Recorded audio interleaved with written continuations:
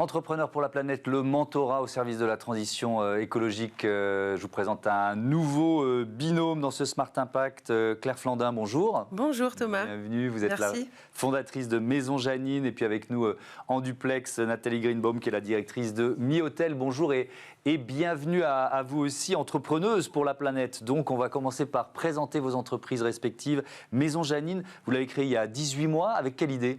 Avec quelle idée ? Eh bien, écoutez, Janine, ma grand-mère, m'a inspirée. J'ai eu envie de reconnecter le bon sens de l'époque et son élégance en créant une marque experte en soins capillaires, bon pour la tête et la planète.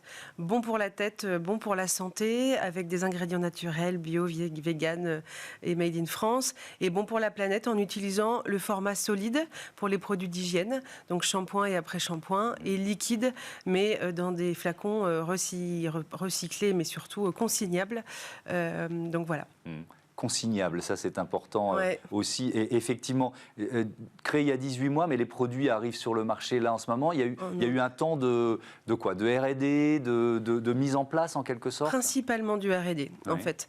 L'innovation était surtout sur la sensorialité. Pour changer les modes de consommation, il faut aller par le plaisir et la sensorialité. J'avais envie de changer d'angle et ne pas faire porter le poids de sauvons la planète à nos futures consommatrices en disant ça je m'en occupe. Mais par contre on a vraiment développé une forme avec une ergonomie. C'est une designeuse qui m'a dessiné, on va dire, la forme du shampoing avec l'ergonomie et l'esthétique et des formules qui soient vraiment avec une mousse onctueuse, une belle rinçabilité, toute la sensorialité nécessaire pour passer à l'action et enlever le plastique de sa salle de bain. Nathalie Greenbaum, on va parler évidemment de votre rôle de mentor, mais je voudrais que vous me présentiez Mi-Hôtel, micro-hôtellerie, c'est ça ? C'est quoi ? On a vraiment revisité le business model de l'hôtellerie et l'expérience client par la même occasion. C'est de se dire, on prend le meilleur de l'appartement en ville intimiste et de l'hôtel 4 étoiles avec ses services et on fait Mi-Hôtel. Donc on n'a pas des chambres, on a des suites et elles ne sont pas dans des grands immeubles, elles sont éparpillées dans la ville.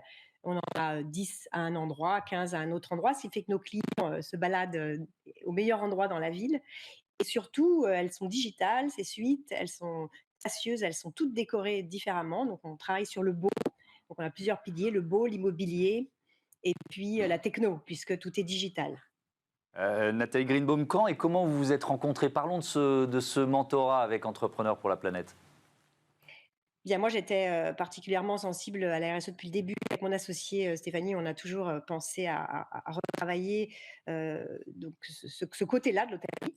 Et donc j'ai été embarquée dans l'aventure Entrepreneurs pour la planète et un apéritif Entrepreneurs pour la planète. Nous nous sommes rencontrés avec Claire qui présentait son projet. Donc vous êtes co-choisi en quelque sorte, on peut dire ça, Claire Flandin ? Mais tout à fait, c'est ça qui est beau, c'est qu'on s'est choisi. Entrepreneurs pour la planète organise des apéros justement pour faire rencontrer, faire pitcher les porteurs de projets, en l'occurrence c'était mon cas, et les futurs mentors.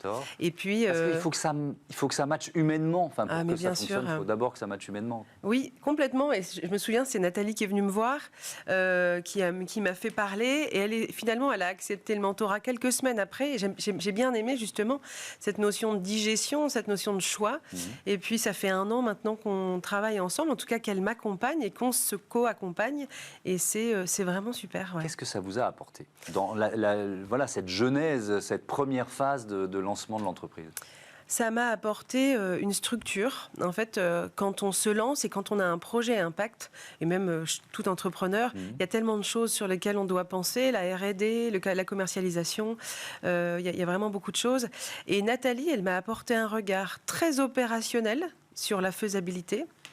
Et en même temps, elle m'a fait grandir dans la posture du chef d'entreprise, de changer de porteur de projet à entrepreneur jusqu'à chef d'entreprise. Vraiment, c'était s'assumer comme chef d'entreprise, exactement. Enfin l'affirmer d'une certaine façon. L'affirmer, exactement. Ouais. Ah oui, je pense que c'est pas évident. Non, c'est pas évident. Non, c'est pas évident.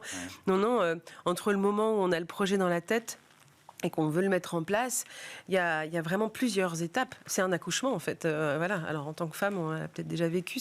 On porte le projet et après, il faut le sortir. Et c'est pas forcément si simple. Et le fait d'avoir un regard bienveillant et en même temps structurant et opérationnel. C'est ce que j'ai aimé chez Nathalie, c'est que vraiment c'était concret, quoi. C'est beau ton idée, mais est-ce que ça va fonctionner? Et est-ce que tu as vraiment pensé à tout pour y aller, quoi? Nathalie Greenbaum, double question. Qu'est-ce qui vous a plu finalement dans le concept, l'idée de Maison Janine? Et puis surtout sur cette posture de dirigeante, en quoi votre expérience, vous avez pu la transmettre à Claire Flandin? Déjà, quand on est entrepreneur, on est seul. Donc moi, j'ai la chance d'avoir une super associée et ça nous a fait vraiment grandir. Donc déjà, je trouve que c'est important d'apporter ces compétences à d'autres qui se lancent dans l'entreprise, dans l'entrepreneuriat. Je pense que c'est là qu'on voit que ces compétences ont une certaine valeur puisqu'on peut les transmettre à l'autre. Donc ça, c'était vraiment important. Et puis dans le projet de Claire, c'était vraiment il y a beaucoup de gens qui se lancent dans le produit solide et qui font des choses un peu dans leur garage. Et moi, ce que j'ai aimé, c'est vraiment le côté innovant et la vraie volonté de travailler sur un produit qui va fonctionner et qui va développer, qui va pouvoir créer une gamme et qui a donc un avenir avec une belle marque forte qui s'ancre dans le paysage, en fait. Je vous pose, Nathalie Greenbaum, une question qui pourrait paraître sexiste, mais je ne pense pas qu'elle le soit. Est-ce que cette question de posture de dirigeante, c'est plus difficile pour les femmes de s'affirmer comme une chef d'entreprise? Je vous pose cette question parce que j'ai reçu beaucoup de financiers et de femmes qui me disaient à quel point ça pouvait être difficile de lever des fonds quand on était, entre guillemets, deux femmes ou une femme seule qui venait parler à des investisseurs. Alors, on va pas rentrer dans les choses techniques, mais il y a ce qui s'appelle le biais cognitif, c'est-à-dire que un homme, une femme, on n'est pas les mêmes êtres, donc on ne voit pas les choses tout à fait de la même façon. Et c'est vrai qu'il y a des questions qui arrivent qu'on pose aux femmes et qu'on ne va pas poser aux hommes, parce que souvent le parterre de financier est très masculin. Donc je pense que c'est plus un travail d'éducation, de travailler avec les hommes et d'avoir de plus en plus de femmes qui s'impliquent aussi dans ces côtés financiers. Et je pense que c'est un travail dans le temps et un travail dans la bienveillance et le respect de l'autre, comprendre l'autre, écouter l'autre. En tout cas, voilà, ça c'est des valeurs qui me touchent. Mais oui, c'est vrai que c'est souvent un challenge et on doit ça parfois décupler un peu plus d'énergie, mais aussi utiliser une autre façon de faire qui est très particulièrement féminine, je pense. Claire Flandin, sur vos produits, tiens, je reviens à vos produits, parce que quand vous lancez comme ça des produits capillaires, secs, je ne sais pas si c'est le bon mot. Sans eau, oui. Ouais, sans solide, eau. ouais. Il faut lutter contre des décennies ou plus d'habitude, quoi. Ouais. C'était une partie du défi peut-être la plus importante. C'est ça. Et en même temps, on revient à du bon sens de notre époque. C'est d'où le nom Maison Janine et l'aspiration de ma grand-mère, parce qu'à l'époque, il n'y avait pas autant de bouteilles dans la salle de bain, et pourtant ma grand-mère avait les cheveux propres, était élégante. Oui. Donc aujourd'hui, 500 000 bouteilles de shampoing sont vendues par jour en France, ce qui est quand même énorme, et on sait que 30% sont recyclés jusqu'à présent, et le meilleur déchet est celui qu'on ne produit pas. Et on peut avoir l'idée de Maison Janine, on peut avoir une belle chevelure, on peut se sentir belle et avoir des beaux cheveux, sans forcément acheter un produit liquide à 80% d'eau dans une bouteille en plastique qu'on va jeter après pour renouveler. L'avantage du solide, c'est que il est facilement transportable, il dure plus longtemps. Et puis au-delà de ça, la formule, on met des ingrédients. Là, il y a eu un vrai travail de formulation pour justement avoir... De sourcing des ingrédients, c'est ça? Oui, sourcing d'ingrédients. Je suis entourée d'expertes en soins capillaires.